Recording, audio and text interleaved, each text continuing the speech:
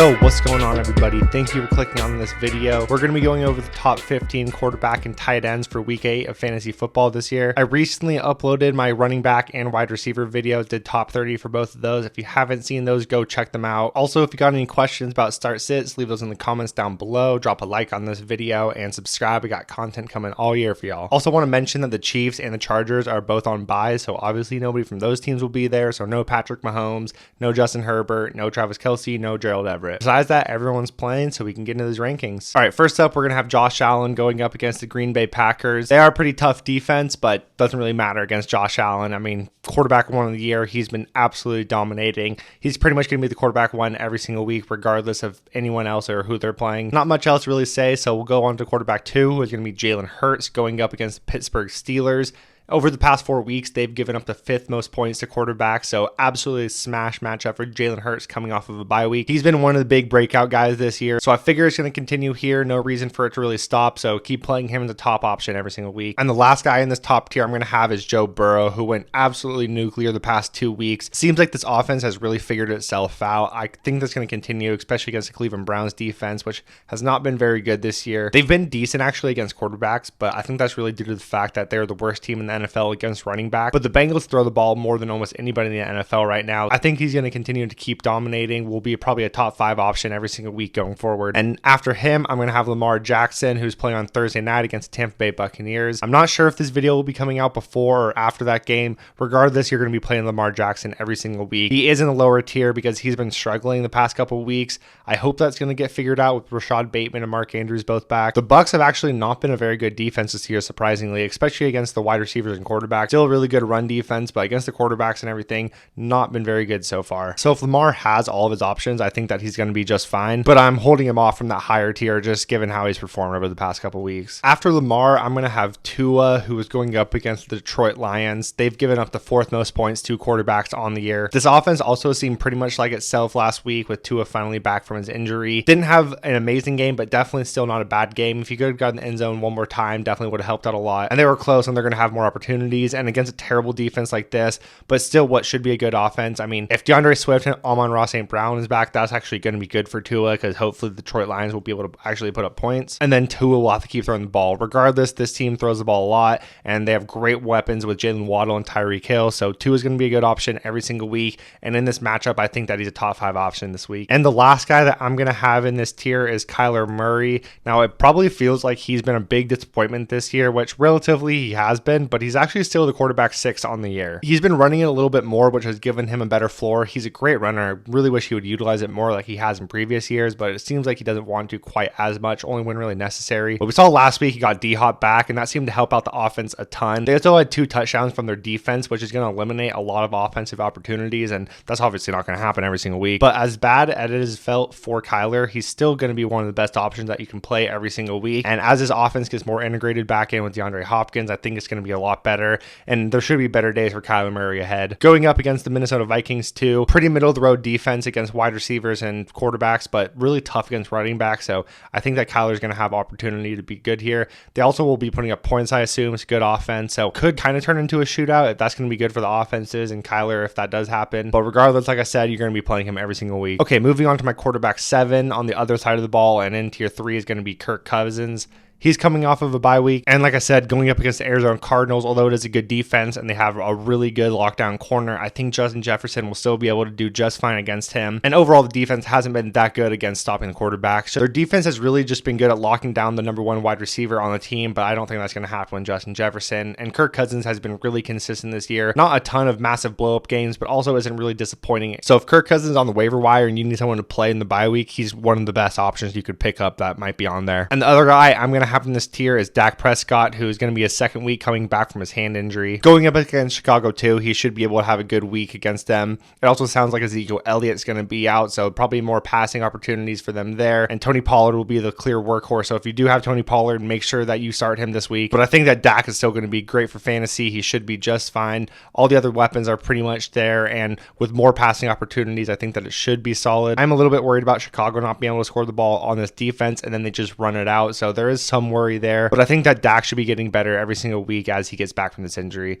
So I got him as the last person in this tier, my quarterback 8. On to the next tier, my quarterback 9. I'm going to have Derek Carr going up against the New Orleans Saints, who over the past 4 weeks have given up the 4th most points to quarterbacks. And it's Wednesday right now, and Marshawn Lattimore still didn't practice today, so we'll have to monitor that. But that's definitely going to be helpful for Derek Carr and the rest of this offense. Regardless, though, this defense has not been able to stop too much. There's definitely a chance that they just keep feeding Josh Jacobs. I mean, they're going to keep feeding him, but he might just score all the touchdowns, which has happened in the past couple weeks and has really taken away from Derek Carr's upside. But the offense definitely does seem to be finding a groove while utilizing him. And I think that there's some really good opportunity for Derek Carr to be good this week against this defense. So pretty solid option you got this week, I think. Could definitely do a lot worse. After him, my quarterback 10, I'm going to have Geno Smith, who had a nice 2-touchdown game last week. They did lose DK Metcalf. I mean, it doesn't sound like it's going to be too long, but he will be out this week, so that definitely bumps him down a little bit. Also playing the New York Giants, it's a pretty good defense. They're not super elite against the quarterback, but still a solid defense. And without DK Metcalf, I'm definitely tempering my expectations with him, but he's been super good regardless this year. Had 2 touchdowns to Marquise Goodwin last week, so I think he's going to be able to get it done. Definitely a solid streaming option if he's still on your waiver wire, but I'm definitely not thinking he's going to finish in the top 5 or anything like he has a couple weeks this year. And the last guy that I'm going to have in this tier is actually Daniel Jones, who has been really good the past couple weeks. He's absolutely running all over teams right now. And going up against the Seattle Seahawks, which has not been a very good defense so far this year, especially against quarterbacks,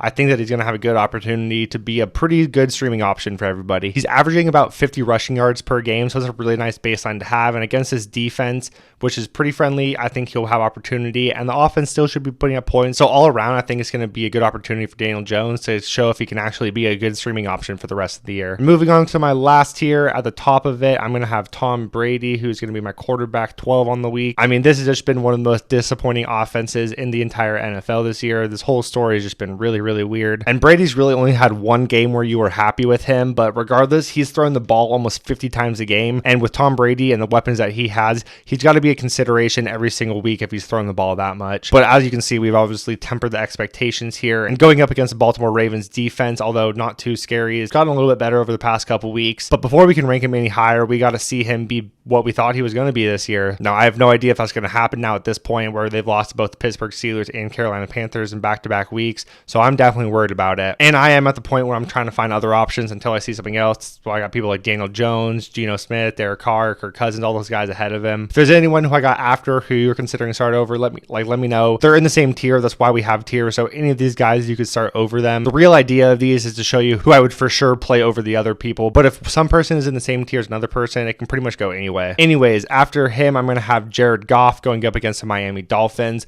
This is definitely contingent on him getting Amon-Ra St. Brown and DeAndre Swift back because they're two of the best options, probably the two best players on their team right now. And he needs both of them to be able to the quarterback that we saw in the beginning of the year. This is a pretty friendly matchup, so if you have those options back, he's going to be a good streaming candidate. Definitely would consider playing him over Brady if Swift and Amon-Ra are both back, but we don't really know the status of them at this point, so just got to monitor that throughout the week. After Goff, I'm going to have Trevor Lawrence on my quarterback 14, who's going up against Denver Broncos in London. Pretty tough matchup. He has been running the ball a lot, which gives us a nice floor, and he's been running on the goal line, which is really nice for fantasy quarterbacks, so he's definitely put himself in this streamer consideration every single week. This is a tough matchup though, so I'm not super excited about playing him, but you could definitely do a lot worse than him, just given how much he's rushing the ball. And the last guy I'm going to have in my quarterback 15 is Marcus Mariota, who has also been running the ball a ton, giving you a really nice baseline. It is tough just given how little that they're throwing the ball. And in a matchup against Carolina, I imagine that they're not going to have to throw it all too much as well, but he's been running the ball a lot and has had some really good finishes on the year. So if you need somebody to stream due to a bye week, you could definitely do a lot worse than Marcus Mariota. Now you will see some people that aren't mentioned here, like Aaron Rodgers. I'm not excited about playing him against Buffalo at all. Same thing with Stafford against San Francisco. I'm not really excited. He has not looked good. Another person that I just kind of want to wait and see. Next up, I'd probably have ranked as Jimmy Garoppolo going up against the Rams. He just has so many elite options that they can kind of do stuff for him without him having to be fantastic, but not something I'm super excited about. I do want to also note that probably Justin Fields is somebody we have to start considering, just given how much they're letting him finally run the ball and how good he looks running the ball. He definitely has a really low floor just given what can happen to him on any given week, but I think we should take into consideration him now as a streaming option if you need somebody for a bye week or an injury or something like that. But yeah, here you go. There's my top 15 quarterbacks. We're going to move on to the tight ends now. All right, so first up in my tight ends, we're going to have Mark Andrews as the only person in tier 1 since Travis Kelce isn't playing this week. He had a really bad week last week. I think think that was definitely mostly due to injury. He didn't practice on Tuesday, which is the last report that we've gotten, but he plays on Thursday night, so we're going to know well beforehand. And there's a lot of times when people play on Thursday who are injured, they won't practice early in the week, just try to give him some rest. But if he plays, obviously you are playing him, no thoughts about it. But if he doesn't play, then I'm definitely going to be pretty worried about Lamar Jackson, because he really needs Mark Andrews to be himself for Lamar Jackson to be great. Okay, moving on to tier 2, we're going to have Dallas Goedert at my tight end 2, who is coming off a bye week. He also had a pretty disappointing week, his last week before that bye, but still plays on pretty much every single down on a really good offense. Going up against the Pittsburgh Steelers, whose secondary hasn't been very good, although they have been decent against tight ends, I think that Dallas Goedert is going to be solid every single week. He's been one of the most consistent tight ends this year, so I think he's going to keep producing as such. After him, I'm going to have George Kittle, who finally had his first good week of the year last week. He is going up against LA Rams, which is the hardest matchup for tight ends on the year, so definitely worried about that, but he's one of those guys who can really overcome any matchup. The issue with him is how much he's being utilized. We've definitely seen that uptick a lot over the past 2 weeks, but given Christian McCaffrey and the entire offense, we don't exactly know his role, and it could definitely vary from week to week, but just given his upside, he's somebody who's going to be in your lineup no matter what. And the last guy that I'm going to have in this tier is going to be Zach Ertz. He wasn't utilized very much in that first game with DeAndre Hopkins back, so we're going to want to take note of his usage again now that we have another game under our belt, or we will have another game. But so far in the year, he's been one of the best tight ends, just been super consistent, and Minnesota is one of the best matchups for tight ends, so he should be just fine. But given the return of DeAndre Hopkins and seeing his role drastically decrease right afterwards, I'm definitely going to be a little bit worried and just want to see what it looks like another week in this offense with them all more integrated. Now, moving on to the next tier, my tight end 5, I'm going to have TJ Hawkinson. He didn't have a very good week last week. Definitely would have expected more too with DeAndre Swift and Amon-Ra out. But I mean, still 5 targets, 4 for 48. You could do a lot worse, still on the field for 83% of snaps, and we've seen him, have almost a 40-point game. So that kind of upside you just can't get with a lot of other tight ends. So he's going to be in your lineup, but definitely not somebody who you're going to rely on to produce at a high level every single week. But he has some good upside, and it's pretty unlikely that you're going to have a better option than him. After TJ, I'm going to have Tyler Higbee coming off of a bye week. They're going up against the Niners, which is a tough defense. He has been utilized a ton this year. He did only get 2 targets in the week before his bye, and in that game, we also saw Allen Robinson do really good. So it will be interesting to see how they utilize both those guys going forward if they try to make a switch. Also sounds like Van Jefferson is going to be back, so it's going to be pretty interesting to see all these guys in the offense and how they're all utilized. Tyler Higbee has really been a target machine this year, and that's what's made him so fantasy relevant. So if he's not getting that same volume, then he's not going to be fantasy relevant at all. So we got to take note coming out of this bye week how he's utilized. But for right now, just given what we've seen on the year, we still got to rank him pretty high. So I got him ranked right here at my tight end 6. And then after that, at my tight end 7, I'm going to have Taysom Hill. This is also a little bit dependent on Jameis Winston, because if Jameis plays, then I don't think Taysom Hill will be utilized the same way. But I think regardless, he's still going to be in this offense. Also going up against Las Vegas is one of the best matchups for tight ends, but it's kind of weird to call Taysom Hill a tight end because he's not really utilized like that at all. He rushes the ball mostly, then every once in a while will throw it. But if Jameis is playing, then I would definitely lower him, but he would still be in consideration in that top 15. If Andy Dalton was playing, then I would have him here or somewhere in the top of this tier. But for right now, I got him right here at my tight end 7. The last guy that I'm going to have in this tier is Pat Freiermuth at my tight end 8. He's been utilized a ton with Kenny Pickett under center. I think a lot of that has to do with just them getting the ball out quickly and the people that are in the short yardage, which happens to be him a lot. He got 9 targets last week, went 8 for 75, which is fantastic from a tight end. Going up against Philadelphia, though, this week, pretty tough matchup for tight ends and just good defense in general. I do think that they're going to be down a lot this week, though, so they'll have to be catching up. So I think Pat Freiermuth, pretty solid option this week. Now, moving on to my next tier, my tight end 9, I'm actually going to have Irv Smith Jr. Now, this is pretty much because of the matchup that they have. They're going up against the Arizona Cardinals, which has been the best matchup for tight ends. They've just been giving up points all over the place, and this does seem to be like it's going to be a high-scoring game. Irv Smith is also a pretty athletic tight end. He's had multi-touchdown games and had some real deep targets that could have turned into bomb touchdowns, which not many tight ends can do. So just given that upside, it's great to have him in your lineup, and this is one of the matchups where he can absolutely dominate. I don't think he'll normally be this high, but just because of the matchup, I think I'm going to put him up here this week. So I got him here at my tight end 9. And then at my tight end 10, I'm going to have Kyle Pitts, which I think this is probably too high for him as well. I just have really no idea where to put him. He's the best prospect we've ever seen. I mean, he didn't score touchdowns his rookie year, but he still dominated, went over 1,000 receiving yards. And every time he's really been given the targets, he's been great with it, but they're just not throwing the ball, and you can't really do anything about it. It doesn't really seem like it's going to stop anytime soon. They were down a ton of points like I thought that they might be last week, and I thought that would maybe get them to throw the ball. Nope, still didn't. He only threw the ball 13 times, so if they're doing that, pretty tough for anyone in the passing game to be relevant whatsoever. So I might even move him lower, which is just really heartbreaking to see, just given how much draft capital people have spent on him and what we thought we could get from him this year. Maybe that will change with the quarterback change. That's probably going to come at some point, but they've actually been pretty good this year, so I don't know what's going to happen. But for right now, I got to keep ranking him lower and lower.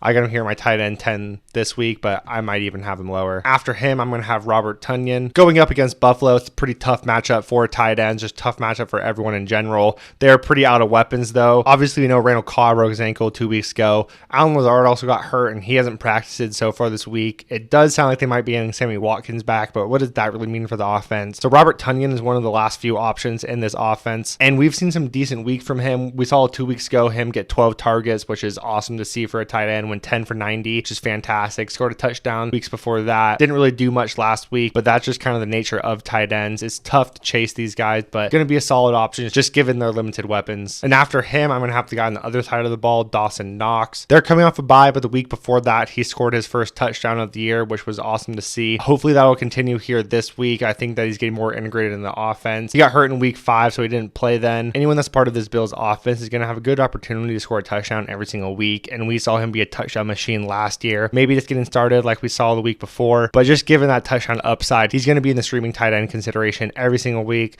I got him here right now ranked at my tight end 12. And the last guy in this tier, my tight end 13, is going to be Dalton Schultz. He's had a pretty rough campaign just given so many injuries, but last week he was finally healthy and Dak was back. He went 5 for 50, which is always solid for a tight end to have. They're playing Chicago this week, which is actually a tough matchup for tight ends, but they just traded some of their defensive players, so we'll see how that really affects it. And this is a good offense where he's going to be getting targets no matter what. Dak really likes his tight end, so he's going to keep on being pretty decent, at least for fantasy, like a good streaming option. And as the year goes on, he could keep getting better and better. So we'll see what happens there. But right now, I got him ranked right here, my tight end 13. Now, onto my tight end 14 in tier 5, I'm going to have Hayden Hurst. This is kind of like Dawson Knox. I mean, not the same touchdown threat as Dawson Knox, but he's just a part of this Bengals offense and has been utilized a good amount so far. So he's going to be another good option every single week. Cleveland has been pretty decent against tight ends, but I'm not too worried about it given this offense. We saw him get 8 targets again last week, which is fantastic for tight ends. Obviously, I won't be getting that every single week, but he's just shown to have that ability to do that. So going to be someone that's in consideration if you're on a bye week or someone got injured like David Njoku, and you could definitely do a lot worse than him. And after him, my tight end 15, I'm going to have Mike Gesicki. Going up against Detroit, it's one of the easiest tight end matchups. We've seen him get 7 targets in both the past 2 weeks, although he didn't really do much with it last week. That volume and a pretty high-powered offense with the Dolphins and a good matchup. Somebody that's going to be in line of consideration every single week. Now, there's my top 15 tight ends on the week. It's kind of tough to get through these last few guys and really decide who's going to play. I also wanted to mention Evan Ingram and Greg Dulcich. Both these guys are good options as well, and if you want to play either of them over these guys, I can totally get behind it, but I think that they should definitely be mentioned because there's some other good options if you need somebody filling on a bye week or injuries like I talked about earlier. But yeah, here are my top 15 tight ends.